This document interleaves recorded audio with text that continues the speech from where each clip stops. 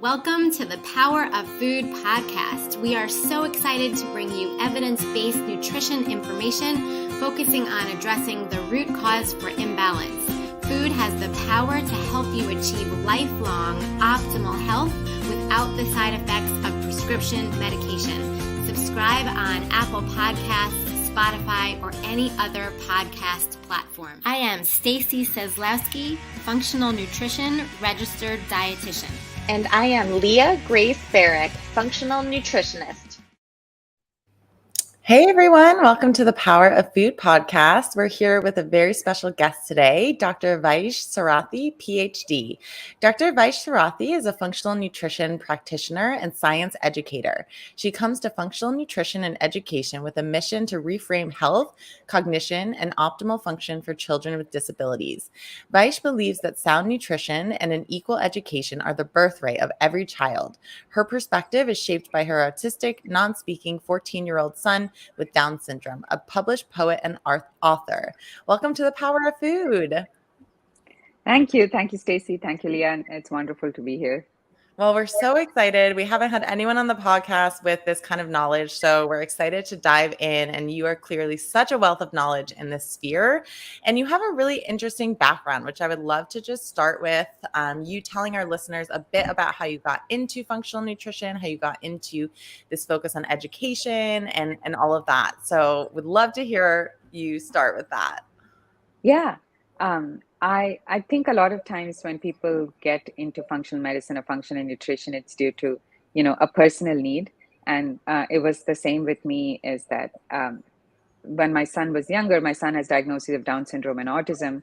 He had a lot of gut issues when he was younger. And we were, even though we were exploring what was then called biomed, I think it's all called functional medicine now. But even though we were seeing doctors and we'd started seeing nutritionists, it felt like we were doing things piecemeal. And because I had a background in chemistry, I felt like I need to be able to do this just so I get a more holistic picture. And this was about maybe 7 years ago, 7 or 8 years ago that I started training in functional nutrition.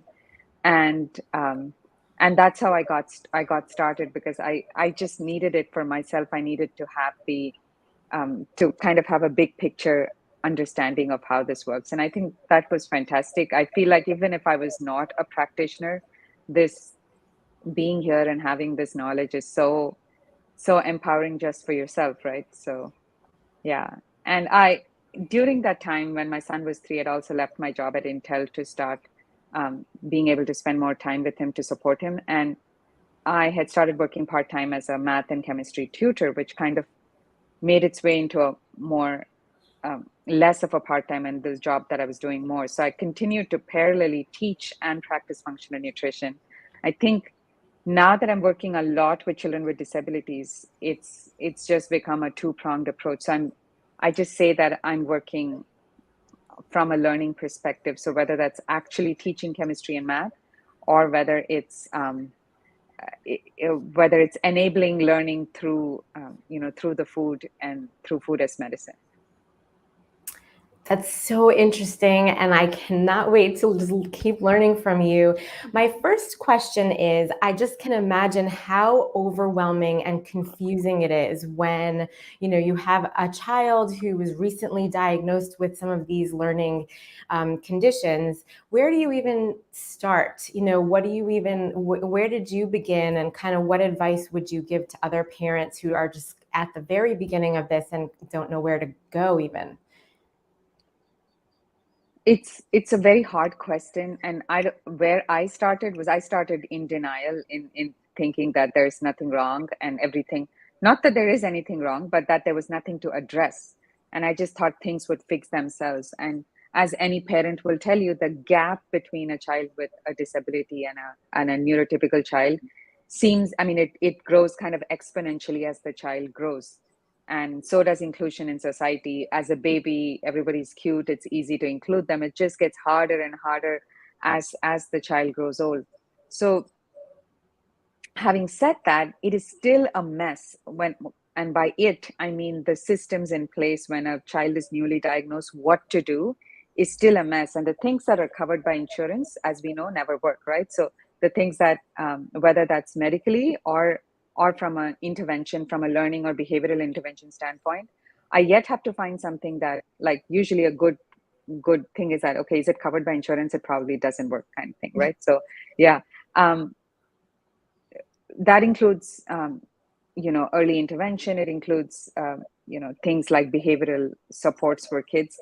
They're not always the best bang for people's buck. So I have been recently trying to see how to break this down, and I would say that I have a few frameworks in mind, which is usually the best place to start. Is one of them is a biochemical or a physiological framework, or maybe even, if you want to be more specific, a gut health framework, because we know that 80% of kids, or maybe even higher, kids with autism have gut health issues.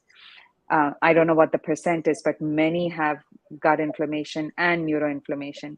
And this is not just true for children with autism, but even for children with Down syndrome, there's a huge percent that has gut issues. So I would say the first framework that any parent with a child that's newly diagnosed is in some way work on gut health. That may just be working on chewing. It may all that be is that your child isn't chewing well, get them to transition. It may just be that bring in food diversity. It doesn't have to be hardcore gut interventions where we're, killing bugs, bringing in new bugs. It doesn't have to be there. It can be gentle, but keep that in mind, that that's a framework you're likely going to be working on throughout your child's life. And it gets easier if you start early. So right now, I don't have to do anything to work on my son's gut except just be aware and just pay attention and overall eat an anti-inflammatory diet. But so that's the first framework. The second framework is all of our children have, children with disabilities have very different sensory needs. So there's a lot of sensory overwhelm going on. So I would say work with somebody that helps you with sensory integration. Just make sure that, visually you can start processing the world auditorily. So these are things that OTs do, other movement therapists do. So there's a lot of different sensory integration therapies. And finally, I would say is that super missing piece is presume competence and give your child an equal education, because most of our kids are criminally undertaught, because just because they have these external issues does not mean that there is an internal cognition issue. Whatever you're seeing is usually just an external issue, but the brain may be working differently, but it's still working. So those are my three levels. So gut health, sensory integration, and work on communication and respect. So make sure your child has a reliable means of communication and learning. Presume competence. I love that framework. And yes, the education, or the intelligence rather, where assuming intelligence is such an interesting way to look at it that I hadn't heard about until watching your TED Talk, which I highly recommend if anyone's interested in that to go check it out, because it's really fascinating. It makes so much sense. And like you said, it's just respect for the child, even though, they might not show up as the quote like normal intelligence that like fully functioning people do. So that's really awesome that you incorporate that. And the gut health, I had no idea, like 80%. It makes so much sense that high degree of kids are dealing with gut issues and inflammation and all of those things. And I also love that you were saying, you don't have to do this big, fancy, crazy protocol, because the parents already have so much that they're dealing with. And like you said, like there's no one right way or one like structured way to give them support. So having them do like a crazy gut protocol with the kids, I'm sure is like asking way too much. So focusing on that foundation, the chewing, those little things, that's great that you do that. Can you talk a bit about picky eating in kids? I know you do a lot of work with this, or I've heard you call it like selective eating too, which I like, and the relationship with that and like nutrient deficiencies and all of these disabilities and that kind of realm. I'd love to hear a bit about that. Yeah, absolutely. Picky eating is a huge challenge, because different kids are selective for different reasons. And I'm taking a pause because it's so hard to know where to start with picky eating. So I'm going to come in with another framework, but I'm also going to share what I had somebody on my podcast recently. Her name is Dr. Kate Toomey, and she runs a a feeding disorders clinic called SOS Feeding, and she talks a lot about how, I'll talk about one thing that I learned from her, and then I'll talk about my framework. She talks about how eating is not the first priority of anybody, of a body, that breathing is, and postural stability is basically making sure you don't fall on your head, put it really simply. So what she talks about is that if your child doesn't have a breathing, is just not able, because of posture, they're not able to breathe reliably, or they're not able to maintain their posture reliably. Eating is always going to be an issue, because in order to eat, you need a certain stability in your entire body. So, and that was a really eye-opening moment for me when she said that, is because this is true for most children with Down syndrome, is that they have low muscle tone, and they, for example, sometimes they have heart issues, and then maybe there's oxygenation issues. In the middle of all of this, if you're chewing, you need to make sure while you're chewing that you're having a good breathing supply going. So I won't talk to this in detail, because this is not my area of expertise, but I'll just say that the first thing, if you have a picky eater, even if your child is older, is to like really back up and make sure that, how is postural stability looking like for your child? How is core stability looking? Is your child even comfortable sitting? Because if you can imagine, and she gives a few examples, is that if you're constantly wobbly and you're like all over the place, are you really going to be able to chew and eat? And if you're not, you're probably going to choose foods that give you the most bang for the buck. And for a child, that is foods that are crisp, that are chewy, that are sweet. You're just looking for comfort or things that you can trust, that are not going to choke you, right? So that she talks about that as the basis of picky eating. So I would say number one is postural, structural stability, and the ability to breathe. But after that, what I talk about is my framework is, so then you come to the area of trust. And I think a lot of kids, there's this trust issue with food. So, and there's also a trust issue with, when I say a trust issue, when you have a child with a disability, everybody's trying to fix you. So it's really important in whatever way to develop a relationship of trust, where I used to be all about sneaking vegetables. I don't do that anymore.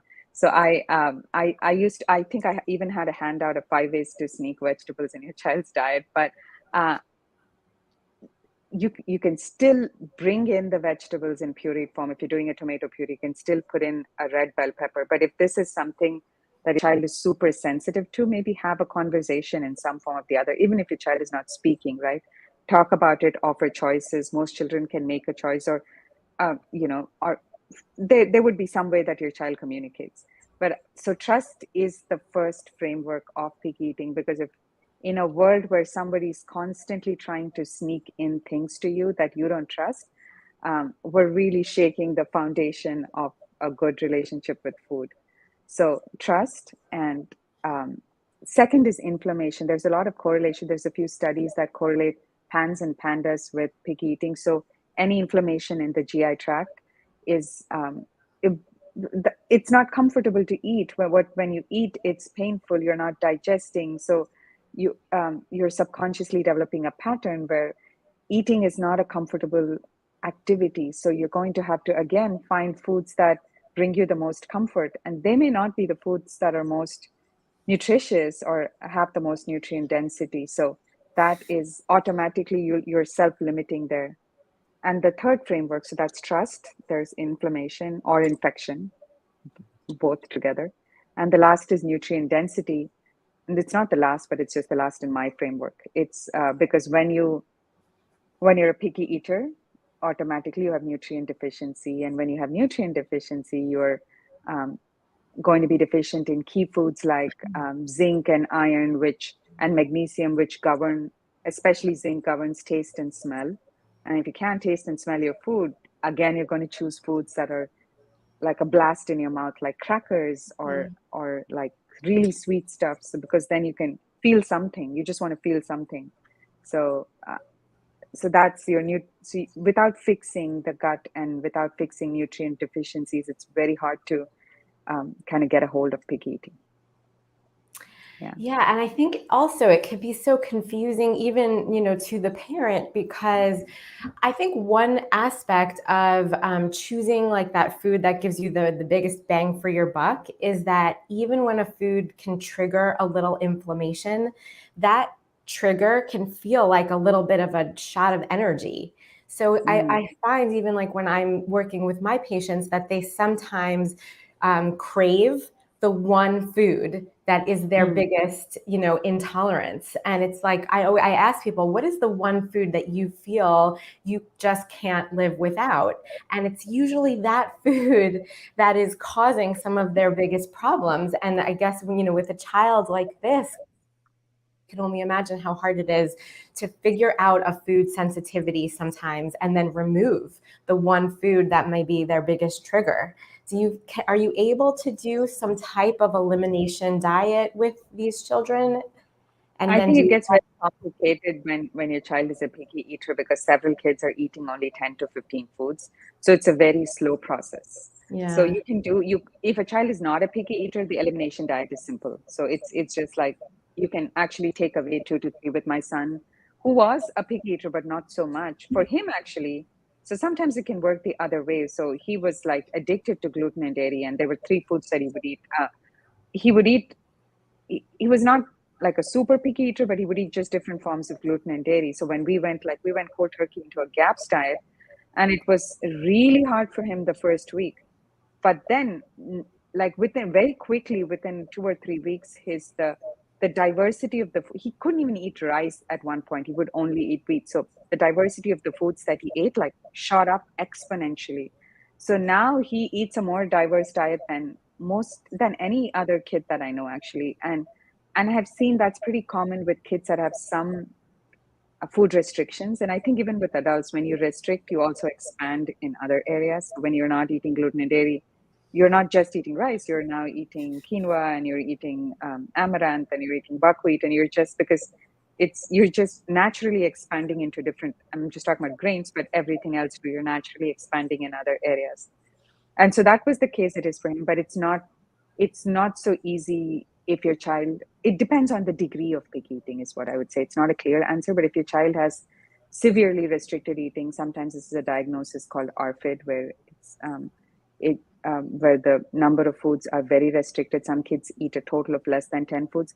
I don't really think you could directly jump into an elimination diet. It would have to be slow, and you might actually you have to check for infections and treat for um, what is it that's causing it, and work with supplementation before you can make sure that that there's intake coming in differently.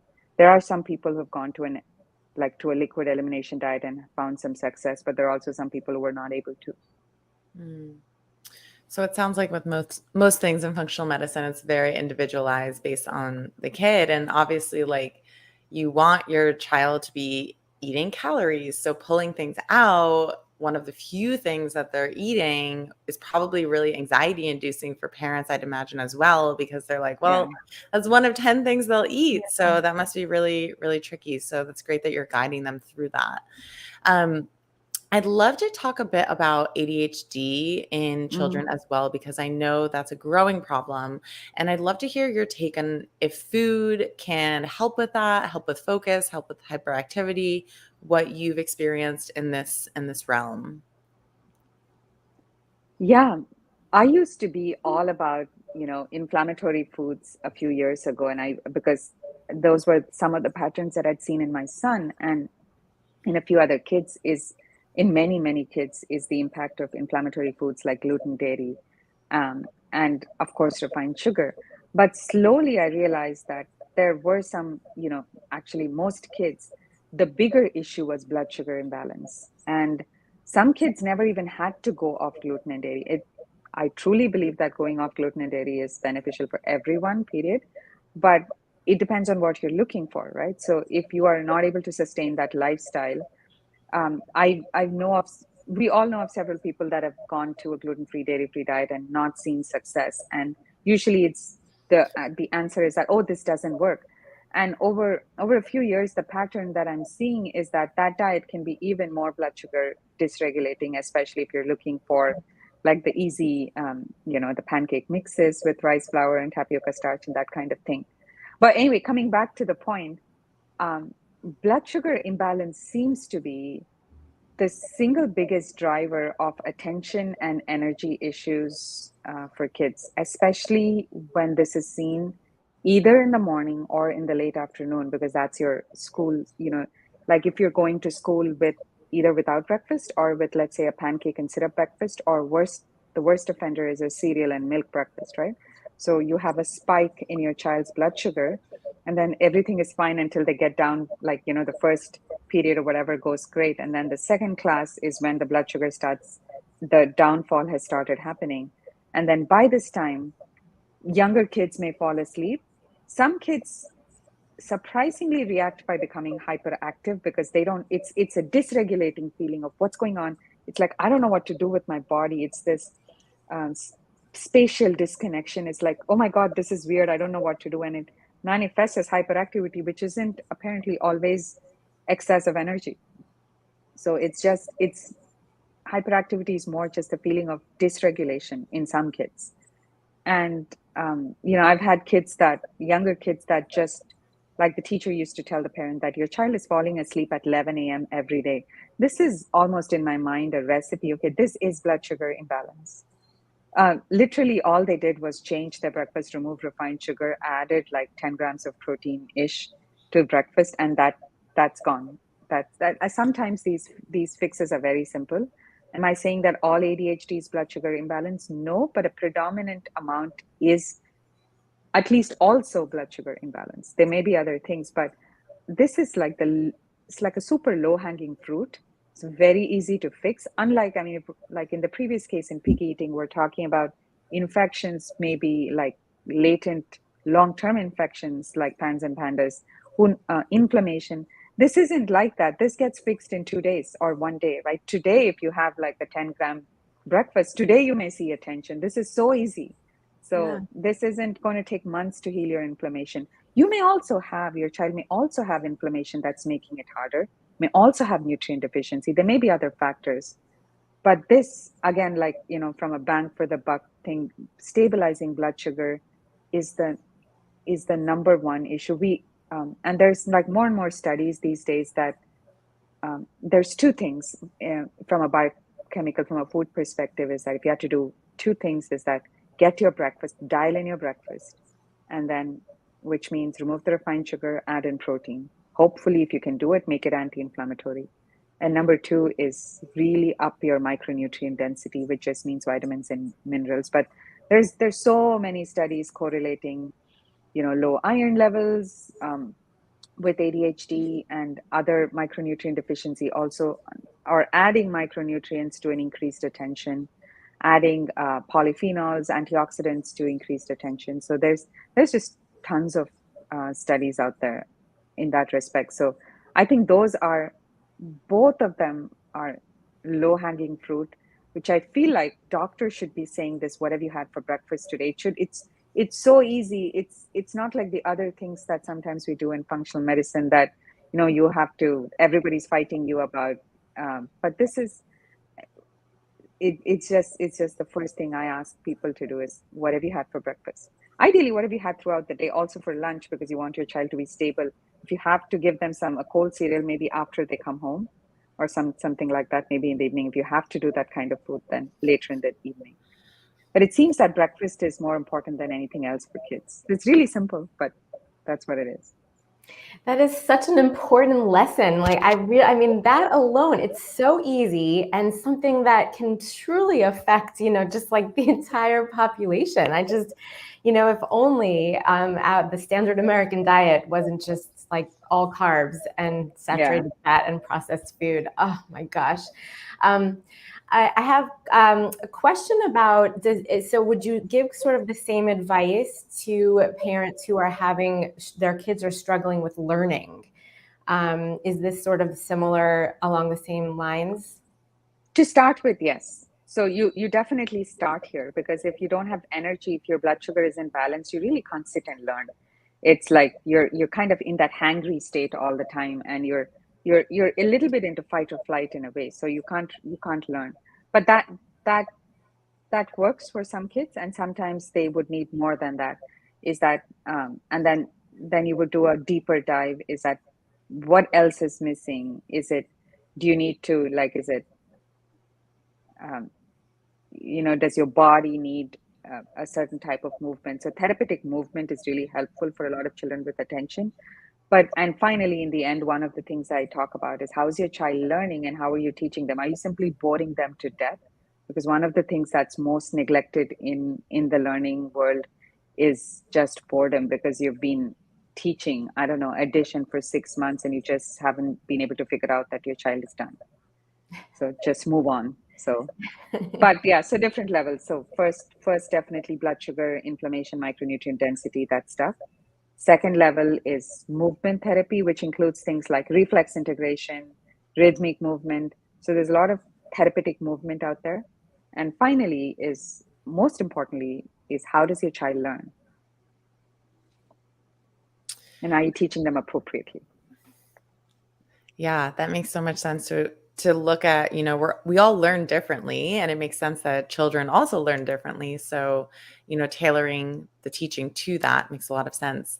I'm curious if you find that chemical sensitivities plays a role in any of these things for kids. Do you find that in your practice, and do you work on decreasing that and helping them kind of detox their little bodies?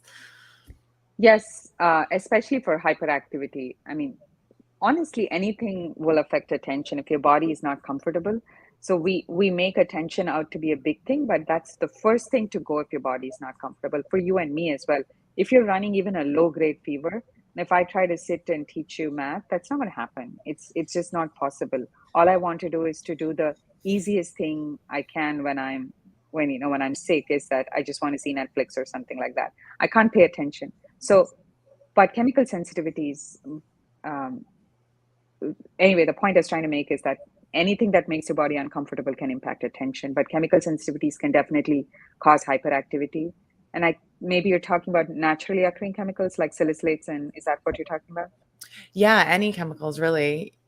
So artificial chemicals for sure. So like artificial flavors, preservatives, colors. That's like a huge correlation. I mean, if that's, nobody should be eating that. And usually people think because you're adding one drop of yellow color or red coloring that it's okay, but that drop is enough to trigger hyperactivity in children. So absolutely, I mean, that's an absolutely no. So one of my few non-negotiables is right there. So no artificial colors, preservatives, nothing. That's not a food, right? So any of those colors, flavorings, preservatives, sweeteners, any of these artificial can cause all sorts of issues, definitely hyperactivity, but also naturally occurring chemicals like, um, and these are actually good for you. So there are some chemicals like, if your child is sensitivity to salicylates, phenols, sometimes amines, oftentimes glutamates, these can cause hyperactivity as well. So I do look at diet to see if, like you said, Stacey, I think that this is usually when a child is super addicted to a food, is a good indication that if all your child is doing is eating strawberries the whole day, we might want to look at what removing strawberries does and what if they have a salicylate sensitivity. So once you remove these possible toxins or food sensitivities, what steps do you take to heal the gut? Are you adding like probiotic supplements? Or just foods? I know, like with children, it's a little different than just subscribing or prescribing a supplement of a probiotic to an adult.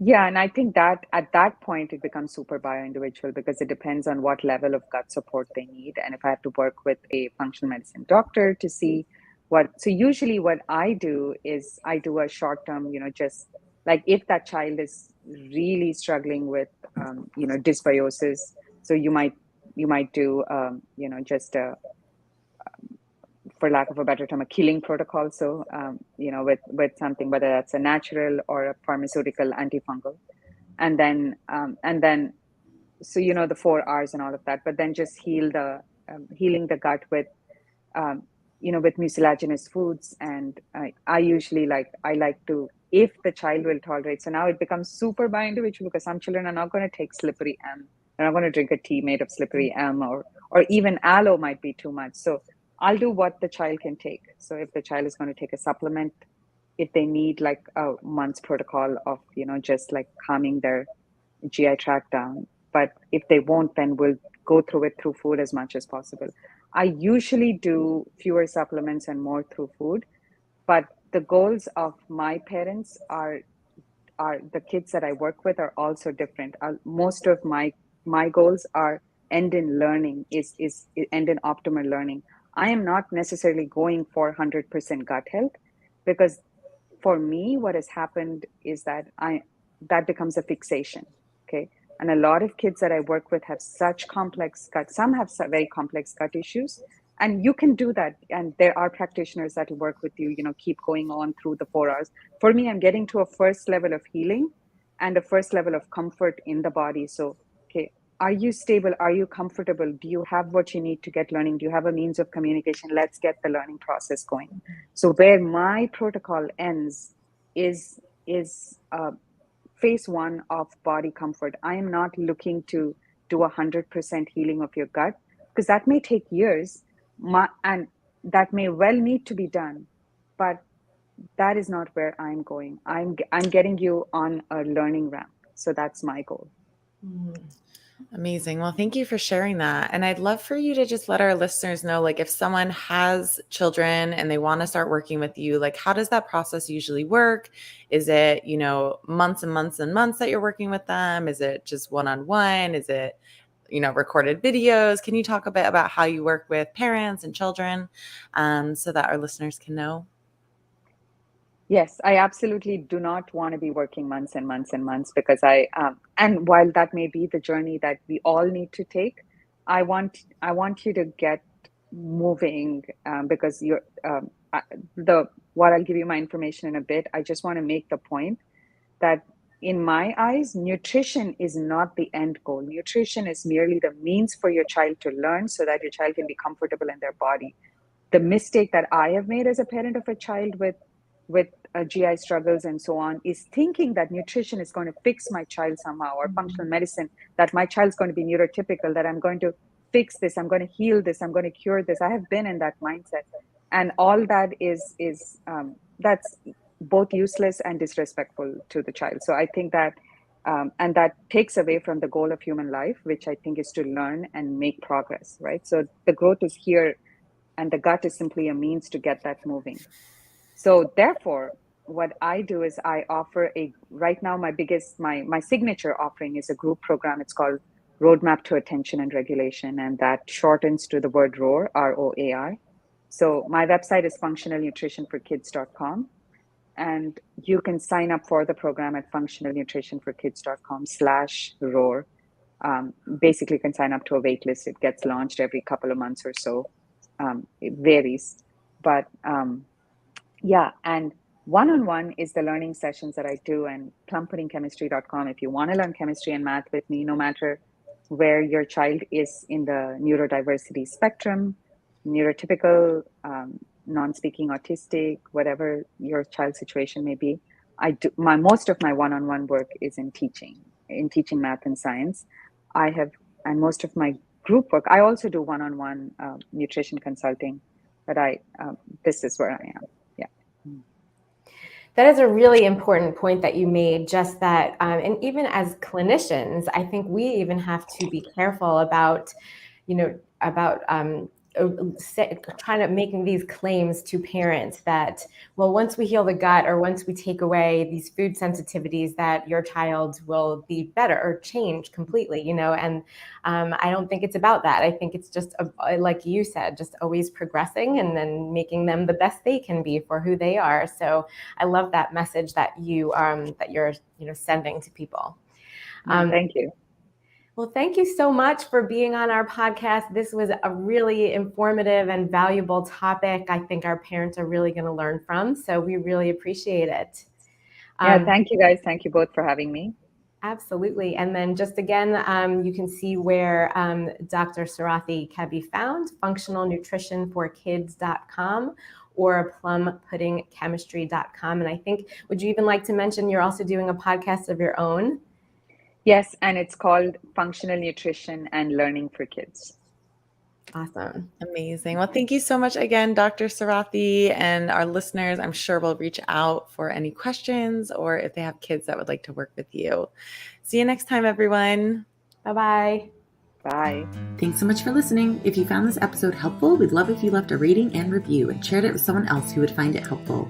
You can find more information about Leah at gracefunctionalnutrition.com and get in touch with her through email at leah@gracefunctionalnutrition.com or on Instagram at gracefunctionalnutrition. To find more information about Stacy, you can find her at healfromfood.com, email her at stacy@healfromfood, or on social media at healfromfood.